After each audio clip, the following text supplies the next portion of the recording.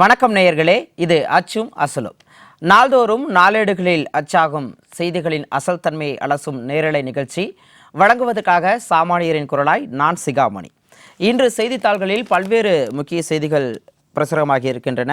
அவை குறித்த விரிவான பார்வை வழங்குவதற்காக நம்மிடையே பத்திரிகையாளர் டிவி சோமு இணைகிறார். அவரை வரவேற்கலாம். சார் வணக்கம். வணக்கம் சார், இன்னைக்கு தினகரனில் 3வது பக்கத்தில் பார்த்தோம் அப்படின்னா, லஞ்ச ஒழிப்புத்துறை இயக்குநராக பணியமர்த்தப்பட்ட 50 நாளில் காவல்துறை பயிற்சி பள்ளி இயக்குநராக கூடுதல் டிஜிபி அருண் நியமிக்கப்பட்டிருக்காரு. அரசு பதவியேற்று ஒரு 15 நாட்களில், அதாவது சரியாக சொல்லணும்னா மே 25ஆம் தேதி பணியமர்த்தப்பட்டார். ஆனால் டிவிகே அரசு ஆட்சி அமைக்கிறதுக்கு முன்னாடி, தேர்தலுக்கு முன்னாடி இவர் மீது பல்வேறு குற்றச்சாட்டுகளை அவர் சென்னை மாநகராட்சி கமிஷனராக இருக்கும்போது டிவிகேக்காரங்க வச்சுருக்காங்க. குறிப்பாக ஆதவர்ஜனா போன்றவர்கள் வச்சுருக்காங்க. ஆனால் இப்போது மறுபடியும் இவரை பணியில் அமர்த்தினாங்க. இப்போ மறுபடியும் மாற்றியிருக்காங்க, பணியிட மாற்றம். இதனுடைய பின்னணி என்ன நடந்திருக்கும்? இது பொதுவாக ஐபிஎஸ் ஆஃபீஸர்களுடைய ஒரு பணி மாற்றம் அப்படிங்கிறது அந்த அஃபிஷியலாக மட்டுமே இருந்துறது இல்லை. அதுக்கு பின்னாடி ஒரு அரசியல் இருக்குங்கிறது தெரியும் நமக்கு. இந்த விஷயத்துலையும் அப்படி தான் நம்ம யூகிக்க வேண்டியதாக இருக்குது. என்ன காரணம் அப்படின்னா, தேர்தலுக்கு முன்னாடியே மிக கடுமையாக நீங்கள் சொன்னது மாதிரியே இவர் மேலே ஆதவர்ஜனா உட்பட, அதுவும் ஆதவர்ஜனா மிக கடுமையான குற்றச்சாட்டுலாம் வச்சார். இவர் திமுகவுடைய ஒரு கையாளாகவே செயல்படுறாரு, வேணுனே எங்களை தடை பண்ணுறாரு, பிரச்சாரம் பண்ண விடலை, இந்த மாதிரிலாம் சொல்லிட்டு இருந்தார். இவர் லஞ்ச ஒழிப்புத்துறை அப்படிங்கிற ஒரு முக்கியமான ஒரு பொறுப்புக்கு வர்றதுங்கிறது ஒரு பெரிய ஆச்சரியமாக தான் இருந்தது. அப்போ என்ன ஒரு யூகம் வந்ததுன்னா, இன்னை வரைக்கும் இருக்கிற யூகம் என்ன அப்படின்னா, விசிக திருமாவளவனுடைய ரெக்கமெண்டேஷன், அதனால தான் இவருக்கு அந்த பொறுப்பு கிடைச்சது அப்படிங்கிற ஒரு இதை நோக்கி கேள்விகள் எழுப்பும்பொழுது அப்படி கிடையாது. ஏன்னா அது ஒரு அதிகாரிகள்ங்கிறது ஆட்சிக்கு தகுந்த மாதிரி தான் இருப்பாங்கிற மாதிரி விளக்கமும் கொடுத்துருந்தாங்க. அது அதவே சொல்லியிருந்தார்.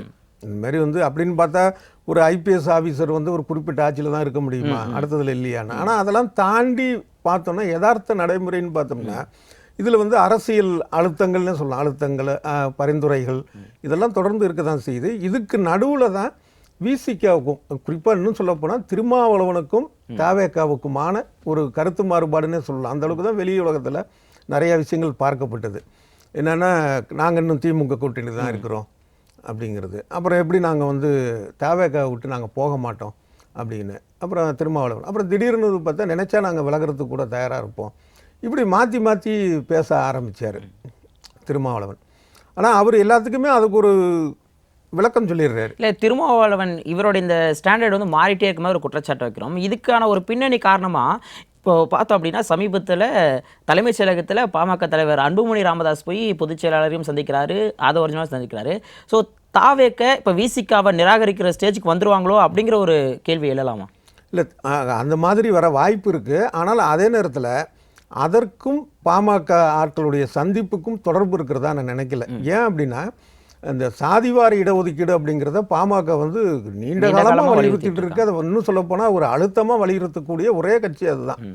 அதை இந்த அரசு ஏற்றுக்குச்சு. இது சம்மந்தமாக சட்டமன்றத்திலையும் பேசுனாங்க சௌமியா அன்புமணி, பாமகவுடைய எம்எல்ஏ. அப்புறம் அதை அது சரின்னு சொன்னதுனால நன்றிக்காக போய் சந்தித்தாங்க. உடனே சொல்லிட்டாங்க இது மாதிரி அமைச்சர்களை இணைய போகுது. ஆனால் அதுக்கு அப்புறமும் இந்த அரசுக்கான மேகதாட்டு விஷயம் உட்பட பல பரிந்துரைகளை, சில ஆலோசனைகளை வெளிப்படையாக தான் சொல்லிட்டு இருந்தார் டாக்டர் அன்புமணி, பாமக தலைவர்.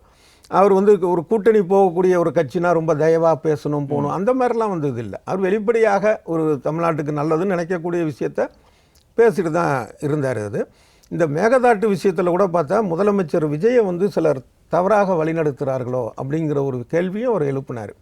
ஸோ அதெல்லாம் வச்சு பார்க்கும்போது பாமக தாவேக்க அப்படியே நெருங்கிடும் அப்படிங்கிற மாதிரியான ஒரு சூழல்லாம் இப்போ இல்லை. யதார்த்தத்தை அவங்க எப்பயுமே பதிவு பண்ணிட்டு தான் இருந்தாங்க ஒரு இதுன்னு. இது எப்போ இது கவனம் பெற ஆரம்பிச்சிச்சு அப்படின்னா, திருமாவளவனுடைய ஒரு தடுமாற்றம்னு சொல்லணும். அவருக்கு இப்போ ஒன்று சொல்கிறது, மதியானம் ஒன்று சொல்கிறது, சாயந்தரம் ஒன்று சொல்கிறது. இப்போ நான் கூட ஏற்கனவே சொல்லியிருந்தேன். எப்படின்னா, பேசாமல் திருமாவளவனுடைய பேட்டிக்கு மட்டும் அந்த நேரங்காலம் குறிப்பிடலாம். திங்கட்கிழமை காலை 7:30, திங்கட்கிழமை 19ஆம் தேதி மாலை 5:40, இப்படி கொடுத்துட்டா கொஞ்சம் இது இருக்காதோ அப்படிங்கிற அளவுக்கு. அது எந்த அளவுக்கு போயிடுச்சு திருமாவளவனுடைய பேச்சுன்னா, அமித்ஷா எனக்கு பிறந்தநாள் வாழ்த்து சொன்னார் அப்படின்னா அதை ஒரு முக்கியத்துவம், அதாவது பாஜகலையும் தனக்கு ஒரு வாண்டட் இருக்கிறதாக. ஆனால் நான் அந்த மாதிரிலாம் இல்லை, அரசியலை மீறி அப்படின்ட்டு. இதில் என்னன்னா, அமித்ஷாவுடைய முதல் வேலையில் காலையில் எந்திரிச்ச உடனே கட்சி வேறுபாடு பார்க்காம எந்தெந்த எம்பிலாம் இருக்கிறாங்களோ எல்லாருக்கும் பிறந்தநாள் வாழ்த்து சொல்கிறது தான். ஒன்று ட்விட்டரில் போடுவார், இல்லை ஃபோன் பண்ணி சொல்லுவார். இது பல வருடமாக இருக்கிற ஒரு விஷயந்தான். அதை முன்னிலைப்படுத்த வேண்டிய தேவை இதை ஏன் முன்னிலை? இப்போ எங்கள் அப்பார்ட்மெண்ட்ஸில் ஒரு பையன், சின்ன பையன், அவன் சொல்கிறான், இது என்ன பெரிய விஷயமா, தேர்தல் நேரத்தில் ஓட்டு போடுங்கன்னு எனக்கு ஃபோன் பண்ணாங்க மு.க. ஸ்டாலினும் மோடியும் தெரியுமா அப்படின்ட்டு ஓடுறான். அதுக்கு என்ன சொல்கிறது? அந்த வாய்ஸ் ரெக்கார்டிங்க்கு. அதனால் அந்த மாதிரி தான் இது ஒரு விஷயமாகவே இல்லாததை வந்து இவர் சொல்ல ஆரம்பித்தது வந்து தவேகாவுக்கு அது ஒரு பெரிய ஒரு இடைஞ்சலாகவோ இல்லை வந்து ஒரு விலகலாகவோ இருக்கலாம்.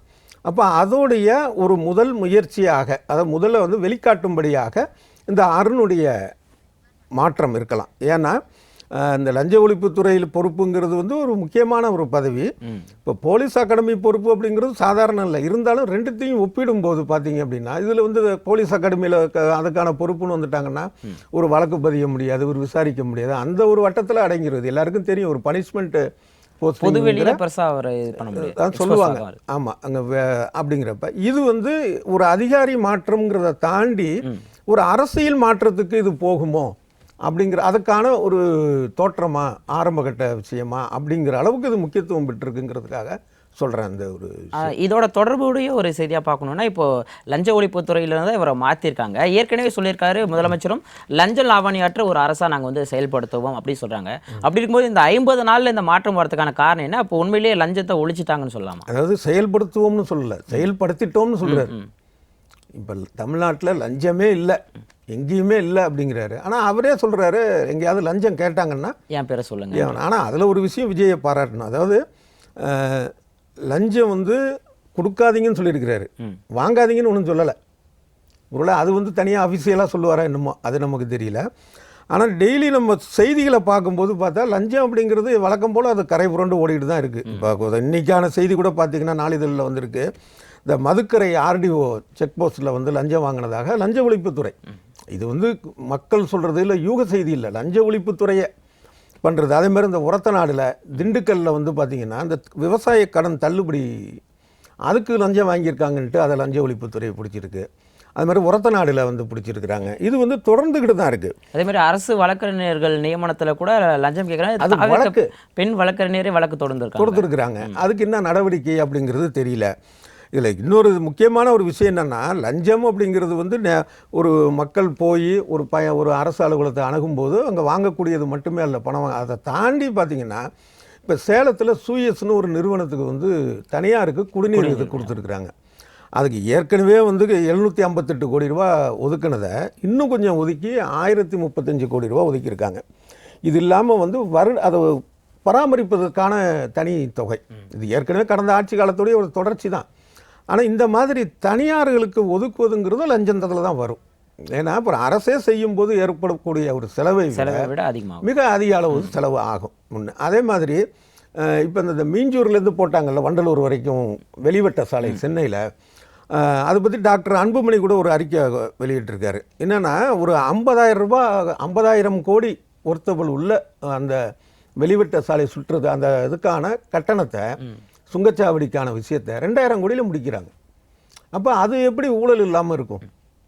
அரசோட வருவாய் பாதிக்குது அப்படின்னு. ஆனால் இவர் என்ன பண்ணுறாருன்னா, அந்த ஊழல்லாம் லஞ்சம் கேட்டால் என்ன சொல்லுங்கள், எங்கள் அண்ணன் எங்கள் தம்பி அப்படின்னு. அது வந்து என்னென்னா நம்ம தெருவில் இருப்பாங்கள்ல, ஒரு முக்கியஸ்தராக இருப்பாங்கள்ல, கட்சி சார்ந்தோ சாராமலோ இருப்பாங்கள்ல, அப்போ அங்கே என்ன சொல்லுவாங்கன்னா, சிகாமணி இதுக்கு போறியா தாசில்தார் ஆஃபீஸுக்கு, லஞ்சம் எதுவும் கேட்டால் என் பேரை சொல்லு அப்படிம்பாங்க. அந்த ரேஞ்சிலே இவர் தன்னை நினச்சிட்டு இருக்கிறாரு. இவர் வந்து ஒரு பொறுப்பில் இருக்கிறார், முதலமைச்சர், நடவடிக்கை எடுக்க வேண்டியவர். இன்னும் வந்து ஒரு சாதாரண ஒரு ஏரியா தலைவர் மாதிரி இல்லை ஒரு தேவையக்க தலைவர் மாதிரியே இருக்கிறது இருக்குல்ல. இவர் வந்து நடவடிக்கை சரியாக எடுப்போங்கிறத வந்து நிரூபித்தாங்க. இந்த 50 நாட்களில் செஞ்சுருந்தாங்கன்னா இந்த லஞ்ச பட்டியல் வந்து தேவை இருக்காது.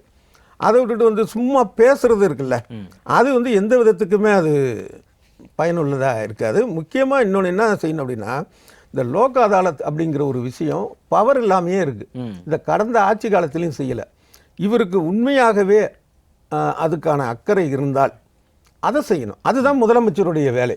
நான் என் பேரை சொல்லுங்க அப்படிங்கிறது இல்லை இன்னும். ஆனால் இவர் வந்து தீர்வு கிடையாது இல்லை. ஏன்னா இவரு நான் சொன்னது போலவே இந்த தாவேக தலைவராகவே இருக்கிறாரு. இந்த காவல்துறையினர் இப்படி பண்ணிட்டாங்க அப்படி பண்ணிட்டாங்க அப்படிங்கிறதெல்லாம் தாவேக தலைவராக தான் பேசணும். இவர் முதலமைச்சர்னா யார் அந்த மாதிரி பண்ணான்னு அதை விசாரணை பண்ணுறக்கூடிய லெவலில் இருக்கிறாரு. சில பேர் சொல்லுவாங்க, இந்த கரூர் சம்பவத்தை சொல்கிறேன், அது ஏற்கனவே சிபிஐயில் இருக்குது, அதை எப்படி தனியாக விசாரிக்க முடியும் அப்படின்னு. ராஜீவ்காந்தி கொலை வழக்கை வந்து சிறப்பு புலனாய்வு குழு விசாரிச்சிச்சு. ஆனால் ஜெயின் கமிஷன், வர்மா கமிஷன் போட்டு வெவ்வேறு கோணத்தில் வெவ்வேறு விஷயங்களுக்காக வந்து ஆணையங்கள் அமைச்சாங்கல்ல. அந்த மாதிரி இவங்களுடைய கட்சிக்காரங்களே சொன்னாங்கல்ல, அந்த கரூர் கூட்டத்தில் வந்து ஊசி போட்டாங்க, இந்த மதியழகன் மாவட்ட செயலாளருடைய மனைவி பவுடர் தூங்குனாங்கன்னு. அப்புறம் தேவக்க வழக்கறிஞர் சொன்னார், அனாதை பிணைகள்லாம் கொண்டு வந்து சேர்த்துட்டு, அப்போ இதுக்கெல்லாம் ஒரு ஆணையம் போடுங்க. இவரே சொல்கிறாருல போலீஸ் ஏமாத்திட்டாங்கன்னு. அப்போ அதெல்லாம் செய்யணும். இப்போ இன்னும் சொல்ல போனால் என்னென்னா, 2006 வந்து காவல் புகார் ஆணையம்னு ஒன்று அமைங்கன்னு சொல்லி சுப்ரீம் கோர்ட்டு சொன்னிச்சு, உத்தரவிட்டுது. எதுக்குன்னா அந்த லாக்அப் டெத்து நடந்ததுக்கு, அது மாதிரி நடக்காமல் இருக்கிறதுக்கு போனாங்க. ஆனால் தமிழ்நாட்டில் வந்து 2022 தான் அதை அமைச்சாங்க. 2006 உத்தரவு, 2022 தான் அதை இது பண்ணாங்க.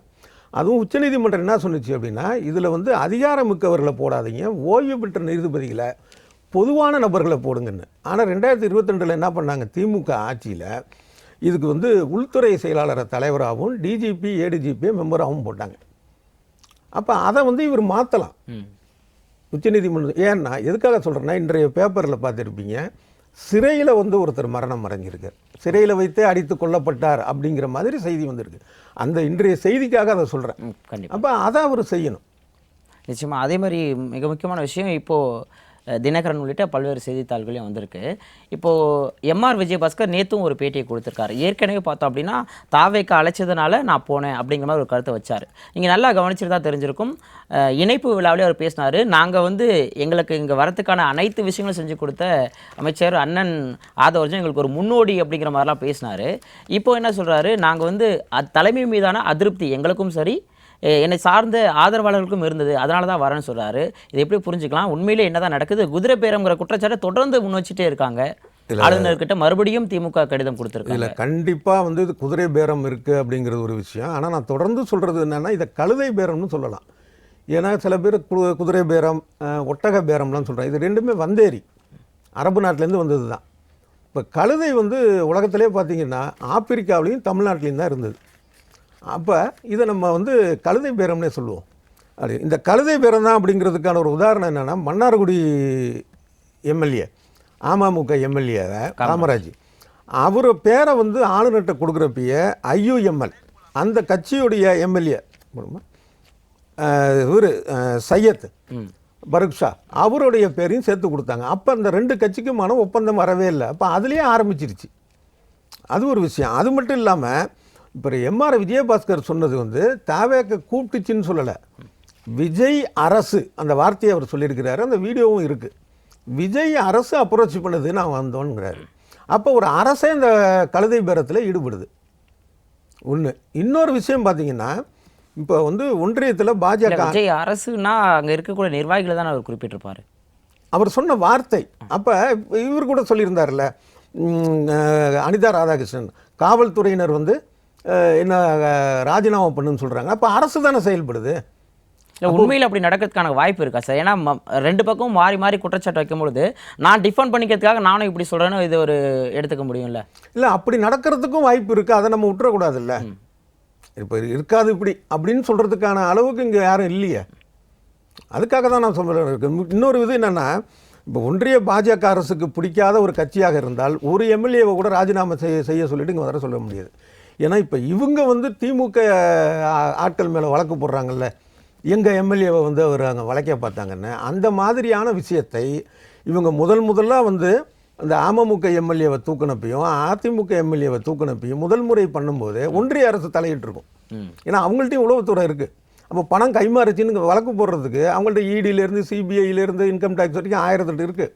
அவங்க பண்ணியிருக்கலாம். அப்போ அவங்க அனுமதியோடு இது தொடர்ந்து நடந்துக்கிட்டே இருக்குது அப்படிங்கிறது இது நிச்சயமாக கழுதை பேரந்தாங்கிறதுல எந்தவித சந்தேகமும் இல்லை. சார், இன்னைக்கு பெரும்பாலான செய்தித்தாள்களில் ஒரு முக்கியமான நியூஸ் நேஷனல் வைஸ் பார்த்தோம் அப்படின்னா, பிஜேபிக்கு தொடர்ந்து திரிணாமுல் காங்கிரஸ்லேருந்து ஒரு எம்பிக்கள் வந்து அணியாக போயிட்டுருக்கான்னு சொல்லலாம், என்டிஏ கூட்டணிக்குன்னு குறிப்பாக. இப்போ தொடர்ந்து இப்போ பார்த்தோன்னா இப்போ 3 ராஜ்யசபா எம்பிக்கள் வந்து ராஜினாமா பண்ணியிருக்காங்க. கண்டிப்பாக அவங்க தேர்தல் நிற்கிறாங்கன்னா ஜெயிப்பாங்க.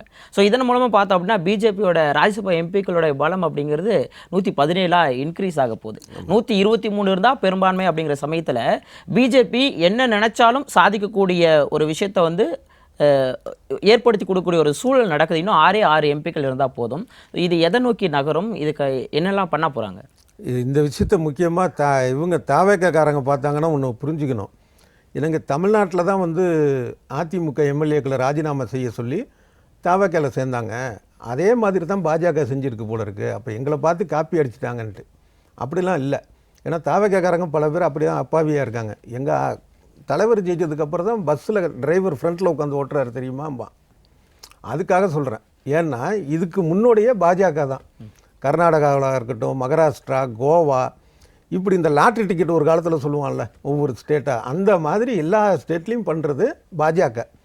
அதோடைய ஒரு தொடர்ச்சி தான் இப்போ இவங்க பண்ணது. இதில் என்ன வந்து ஒரு முக்கிய விஷயம்னா, இது வரைக்கும் எம்எல்ஏ அப்புறம் வந்து பார்த்திங்கன்னா இந்த லோக்சபா எம்பி இந்த மாதிரி விளையாண்டுட்டு இருந்தவங்க ராஜ்யசபா எம்பிக்கு போயிருக்கிறாங்க. இது ஒரு வகையான கழுதை பேரத்தில் ஒரு முன்னேற்றம் அப்படி தான் சொல்லணும். ஏன்னா மேற்கு வங்கத்தில் திரிணாமுல் காங்கிரஸ் ஆட்சி தோத்துச்சு, எம்எல்ஏக்கள் நிறைய பேர் வந்துட்டாங்க. அப்போ அவங்கள வந்து இருக்கக்கூடிய ராஜ்யசபா எம்பிக்களை இழுக்கிறதுக்காக நீங்கள் பதவியை ராஜினாமா பண்ணிவிட்டு எங்கள்கிட்ட வாங்க, உங்களையே நாங்கள் நிறுத்தி ஜெயிக்க வைக்கிறோம். கண்டிப்பாக ஜெயிச்சிருவாங்க, ஏன்னா எம்எல்ஏக்கள் இருக்காங்க. இப்போ அப்படி பார்க்கும்போது பார்த்தீங்கன்னா இப்போ ராஜ்யசபாவில் வந்து மிகப்பெரிய வந்து ஒரு முன்னேற்ற பாதைன்னு தான் சொல்லணும். இதை யார் பாஜகவுக்கு மொத்தம் 245 இடத்துல 123 இடம் இருந்தால் அவங்களுக்கு வந்து மெஜாரிட்டி. இப்போ அந்த மெஜாரிட்டி இல்லாத சூழலில் பல விஷயங்கள் அவங்க நினச்சதை சாதிக்க முடியாத ஒரு சூழல் இருக்குது. இப்போ ஒரே நாடு ஒரே தேர்தலாக இருக்கட்டும், இல்லை மகளிர் இடஒதுக்கீடாக இருக்கட்டும், இந்த மாதிரியான ஒரு விஷயங்கள் அவங்களுக்கு வந்து இதாக இருக்குது. இந்த தொகுதி மறுவரையறை இது மாதிரியானது. இப்போ இவங்க வந்துட்டாங்க அப்படின்னா அப்படியே அதிகரிச்சுட்டு போனாங்கன்னா இவங்க நினைக்கிறத ஈஸியாக சாதிச்சிடலாம். இதுவும் அதுவும் சொன்னது மாதிரி ஒரு கழுதை பேரம் தான். இதில் இன்னொரு முக்கியமான ஒரு விஷயம் என்னென்னா, இப்போ தமிழ்நாட்டு அரசியலை வச்சு பார்க்கும்போது அந்த மாதிரி ஒரு தீர்மானம் வந்தால் திமுக வந்து எதிர்க்காம வெளிநடப்பு செய்கிறதுக்கான ஒரு வாய்ப்பு இருக்குது.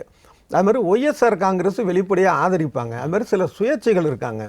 ஸோ இதெல்லாம் வச்சு பார்க்குறப்ப பிஜேபி தன்னுடைய அஜெண்டாவை வந்து 20ஆம் தேதி மழைக்கால கூட்டத்தொடர் ஆரம்பிக்குது. அதில் இந்தியாவுக்கு பல அதிர்ச்சிகள் காத்திருக்கு. பல அதிரடியான சட்ட மசோதாக்கள் வருவதற்கான ஒரு வாய்ப்பு இருக்குது. அதுக்கு ஒரு முன்னோடி தான் இன்றைக்கி வந்திருக்கக்கூடிய இந்த செய்தி. ஸோ இந்த மாதிரி சமயங்களில் இப்போது திரிணாமுல் காங்கிரஸாக இருக்கட்டும், இப்போ எதிர்க்கட்சிகள் இப்போ இண்டி கூட்டணியே ஒரு சில நிறைய முரண்பாடுகள் இருக்குது. இவங்க வந்து வெளிநடப்பு செய்யாமல் உள்ளேருந்து எதிர்த்து வாக்களிக்கிறது, இந்த மாதிரியான சம்பவங்கள் நடக்கிறதுக்கான வாய்ப்பு இருக்கா? இந்த மாதிரி பிஜேபி ஒரு அமெண்ட்மெண்ட் கொண்டு வராங்க, ஒரு மசோதா தாக்கல் செய்கிறாங்க. இல்லை, அதுக்கான வாய்ப்பு இருக்குது. ஏன்னா ஒரு இண்டி கூட்டணிக்கு ஒரு கேப்டனாக இருக்கிறோன்னு சொல்லிக்கிற காங்கிரஸ் வந்து அந்த கேப்டனுக்கான தகுதியாக இல்லை. ஒரு தலைமை பண்பு அப்படின்னா அதிகாரம் செலுத்துறது இல்லை, விட்டு கொடுத்தல். அந்த விட்டு கொடுத்தல் வந்து காங்கிரஸுக்கு இல்லை. காங்கிரஸுக்குன்னா ராகுல் காந்திக்கு இல்லை. ஏன்னா கார்கே வந்து பெயருக்கு தான் தலைவர். ஒரிஜினல் அவரே வந்து ஒரு பேட்டியில் சொன்னார், ஒரு விஷயம் எது ஒன்று கேட்குறதுக்கு அது தலைமை தான் முடிவு செய்யும் அப்படின்னு. அது ஒரு சினிமாவில் காமெடி வரும்ல, போலீஸுங்க திருட வந்துட்டான் அப்படின்பாரு. ஆனால் அவரே போலீஸு. அந்த மாதிரி தான் கார்கே நிலைமை இருக்குது. பெருக்கு தலைவர், ஆனால் ஒரிஜினல் எல்லாமே ராகுல் காந்தி. இந்த விஷயத்தில் இதையும் சொல்கிறேன், ராகுல் காந்தி செய்கிறது வந்து ஜனநாயக விரோதம். ஏன்னா உண்மையாகவே வந்து தோல்விக்கு வந்து பொறுப்பேற்று நீங்கள் தலைவர் பதவியை விட்டு போயிட்டீங்கன்னா ஒதுங்கி இருக்கணும். அடுத்தவரையும் விடாமல் ஃபார்மாலிட்டிக்கு ஒதுங்கிட்டு ஆதிக்கம் செலுத்துறது அது ஒரு பக்கம். இவர் வந்து எந்த மாநிலமாக இருந்தாலும் அங்கே வந்து காங்கிரஸுக்கு செல்வாக்கு இருக்கோ இல்லையோ, எனக்கு இத்தனை சீட்டு வேணும், இவ்வளோ இது வேணும். ஒவ்வொரு மாநிலத்திலும் பீகாரில் பார்த்தோம், கடைசி வரைக்கும் அந்த கூட்டணி முடிவு பண்ணாமல் இழுத்துட்டு அவங்களுடைய தோல்விக்கு அது ஒரு காரணம். இந்த மாதிரி தான் ஒவ்வொரு மாநிலத்திலும் பண்ணிகிட்டு இருக்காங்க. இப்படி இருக்கும்போது அந்த அதிருப்தி அடைந்த அந்த கட்சிகள் இருக்கும்ல, அவங்க பாஜகவுக்கு சாதகமாக, அதாவது பாஜகவுக்காக ஆதரித்து வாக்களிக்காட்ட கூட வெளிநடப்பு அப்படிங்கிறதுக்கு வரலாம். அதுக்கான காரணமாக ராகுல் காந்தியாக இருப்பார். கண்டிப்பாக. இப்போ நம்ம நாடாளுமன்ற கூட்டத்தொடர் வந்து நடக்க போகுது. அதே மாதிரி பார்த்தோம்னா இப்போ வர 16ஆம் தேதி தமிழ்நாடு சட்டமன்ற கூட்டம் வந்து நடக்க போகுது. இதில் முக்கியமான விஷயம், இப்போது நிதிநிலை அறிக்கை வந்து தாக்கல் செய்ய போகிறாங்க. முதலமைச்சர் தொடர்ந்து இப்போது துறை சார்ந்த அமைச்சர்கள் அதிகாரிகள் கூட ஆலோசனை ஈடுபட்டு வராரு. அதே மாதிரி தேர்தலுக்கு முன்னாடியே டிவிக்கே கொடுத்த வாக்குறுதிகளை பார்த்து எல்லாரும் பிரமிச்சு போகணும். இவ்வளோ கோடி கடன் இருக்குது, இவங்க எப்படி இவ்வளோ விஷயத்தை வந்து பண்ண போகிறாங்க அப்படின்னு. இப்போ இந்த அவங்களுடைய வாக்குறுதிகள் பற்றியோ அல்லது மக்கள் நலன் சார்ந்து எந்த ஏதாவது திட்டங்கள் வரதுக்கான வாய்ப்பு இருக்கா? என்ன மாதிரியாக போகும் இந்த சட்டமன்ற கூட்டம்? ஏன்னா வாக்குறுதிங்கிற விஷயத்த சொல்லி அவங்க ஏமாற்றிட்டாங்கல்ல. இப்போ விவசாயிகளுக்கு வந்து சிறு குறு விவசாயிகளுக்கு, அதாவது 5 ஏக்கருக்கு குறைவாக உள்ளவர்களுக்கு வந்து முழுமையான கூட்டுறவு கடன் தள்ளுபடி அப்படின்னு சொன்னாங்க. அப்புறம் அதுக்கு நிபந்தனைலாம் விதித்து சில பேர்லாம் பார்த்தா வெறும் 5000 தான் தள்ளுபடி, அது என்ன பிரயோஜனம் எங்களுக்குங்கிற அளவுக்கு இருக்குது. இன்றைக்கும் போராட்டம் நடத்திட்டு இருக்கிறாங்க. ரெண்டாவது டைம் திரும்பவும் இது பண்ணி 25,000 மினிமம் இல்லை, வரல. அதுவும் வந்து உருப்படியானதாக இல்லை. இன்னி வரைக்கும் போராட்டம் தொடர்ந்துக்கிட்டு தான் இருக்குது. முதல்ல ரொம்ப மோசம், அடுத்தது கொஞ்சம் மோசம். மொத்தம் அதை அவங்க செய்யலை அப்படிங்கிறது தான் யதார்த்தம். அதுமாரி இந்த மின் கட்டணத்தில் 200 யூனிட் வரைக்கும் அப்படின்றது, அப்புறம் அதுக்கு வந்து ஒரு 500 அப்படின்னு சொல்லி ஒரு லிமிட் வச்சாங்க. இப்படி ஒவ்வொன்றத்துலேயுமே அவங்க அந்த மாதிரி தான் பண்ணிகிட்டு இருக்காங்க. ஸோ அதனால் அதில் என்ன மாதிரியான ஒரு விஷயங்களை வந்து நம்ம ஏமாற்றத்தை எதிர்கொள்ள போகிறோம் அப்படிங்கிறது தெரியல ஒன்று. ஆனால் இன்னொரு விஷயம் இவங்க வந்து செய்யலாம் எப்படின்னா, செலவில்லாத ஐட்டம். இப்போ பல கட்சிகள் சொன்ன மாதிரியே இவரும் சொன்னார் தேர்தலுக்கு முன்னாடி வந்து, தமிழ்நாட்டில் இந்த மாநில மக்களுக்கு வேலை வாய்ப்பு, மண்ணின் மைந்தர்களுக்கு வேலை, தனியார் துறையிலும் 75%, 80% அப்படின்ட்டு.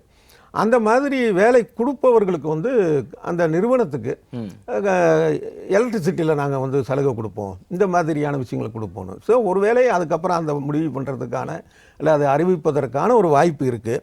அதோடய சேர்த்து இன்னும் சில விஷயங்கள் கூட அவங்க செய்யலாம், செலவு இல்லாத ஐட்டமாக சொல்கிறேன். இப்போ என்னென்னா, ரொம்ப காலமாக வந்து ராஜராஜன் சதய விழா, பிறந்தநாள் விழா வந்து தஞ்சையில் நடந்துகிட்டு இருக்கு. அப்புறம் கடந்த ஆட்சியில் மு.க. ஸ்டாலின் வந்து ராஜேந்திர சோழனுக்கு அதை வச்சார். இந்த ரெண்டுமே பஞ்சாங்கப்படி நடக்குது. நமக்கு பகுத்தறிவுன்னு சொல்லிட்டு இன்னும் இந்த பஞ்சாங்கப்படி இது வந்து திருவள்ளுவர் ஆண்டுபடி அப்படின்னு ஒரு மாற்றலாம் 2 அரசு விழாவையும். அது வந்து செலவில்லாத ஐட்டம் ஒன்று. அடுத்தது திருவள்ளுவருக்கு காவி சாயம் பூசக்கூடிய ஒரு வேலை தொடர்ந்து நடந்துட்டு இருக்கு. அதுக்கு ஒரு சட்டமே கொண்டு வரலாம் அவங்க. இப்போ தமிழ்தாய் வாழ்த்து பாடணும்னா அது எத்தனை வரிகளில் பாடணும், எத்தனை நிமிடங்களில் பாடணும், எந்த ராகத்தில் பாடணும் அப்படிங்கிறதெல்லாம் இருக்குல்ல. அதுமாரி திருவள்ளுவர் அப்படின்னா அதை உருவாக்கியவர் வந்து வெள்ளை தான் போட்டிருந்தார், அவருக்கு பூணூல் இல்லாமல் தான் போட்டிருந்துச்சு. அப்படிங்கிறப்ப இவர் வந்து அதை வந்து ஒரு விஷயத்தமாக பண்ணலாம். இதெல்லாம் செலவில்லாத ஐட்டம். ஆனால் இவர் மேலே ஒரு நம்பிக்கை வரும், அது செய்கிறாராங்கிறத பார்ப்போம். கண்டிப்பாக சார். கூட்டத்தொடர் இன்னும் ஒரு சில நாட்களில் தொடங்கியிருக்கு. அதே மாதிரி பார்த்தோம் அப்படின்னா, இப்போது தமிழக அரசு வந்து லயோலா மணி அவர்களுக்கு அரசு பதவி கொடுத்துருக்காங்க. அது குறிப்பாக சொன்னா டிவிகேல அவருக்கு எம்எல்ஏ சீட் மறுக்கப்பட்டப்போவே நிறைய விவாதங்கள் வந்து வந்தது. ஸோ தொடர்ந்து அவர் வெயிட் பண்ணதுக்கு இப்போ ஒரு பதவி கொடுத்தாங்க. தமிழ்நாடு பாடநூல் கழகத்துடைய தலைவராக வந்து நியமிச்சிருக்காங்க. முதலமைச்சர் விஜயே வந்து அரசாணை வந்து வழங்கியிருக்காரு. இந்த இடத்துல ஒரு பொதுவாக எழக்கூடிய விமர்சனம் என்ன அப்படின்னா, விஜய் அவர்கள் அவருக்கு நெருக்கமாக இருக்கக்கூடியவங்களுக்கு வந்து தொடர்ந்து அரசு பதவியில் வழங்குறாரு. அந்த ஜோதிடரில் தொடங்கி அனந்தஜித் அவர்களுக்கு தமிழ்நாடு பாடத்திட்ட குழுவில் வந்து உறுப்பினராக கொடுத்தாங்க. அதே மாதிரி தன்னுடைய சொந்த மேலாளரை வந்து அவருக்கு ஜெகதீஷ் பழனிசாமி அவர்களுக்கும் பதவி கொடுத்தாங்க. படத்துடைய தயாரிப்பாளருக்கு பதவி கொடுத்தாங்க. மாதிரி நிறைய குற்றச்சாட்டு வந்துட்டு இருக்கும்போது இந்த பணி நியமனத்தை எப்படி பார்க்கலாம்? இல்லை, அந்த விஷயத்தையும் இதையும் ஒப்பிட முடியாது.